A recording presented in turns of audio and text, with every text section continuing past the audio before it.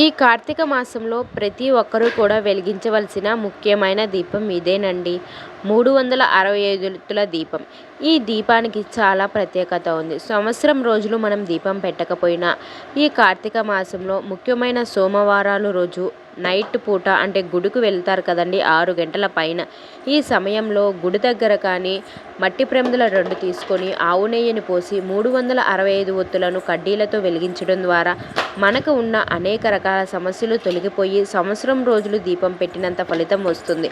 చాలామంది అదే విధంగా చేస్తూ ఉంటారు. అనేక రకాల సమస్యలతో దీపం పెట్టలేకపోవడం, ఇంట్లో నిత్యం దీపారాధన చేయకపోవడం జరుగుతూ ఉంటాయి. అలాంటి వారికి ఇలాంటి దీపం చాలా మంచిది.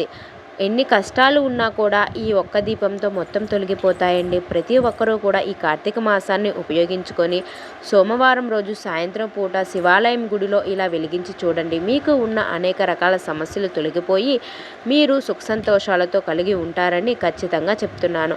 అదేవిధంగా శివాలయం గుడి దగ్గర కాకపోయినా రావి చెట్టు దగ్గరవైనా వెలిగించడానికి ప్రయత్నించండి. శ్రీ మహావిష్ణువు కొలువై ఉంటారు కాబట్టి ఖచ్చితంగా మీ సమస్యలను తొలగింపజేస్తాడు.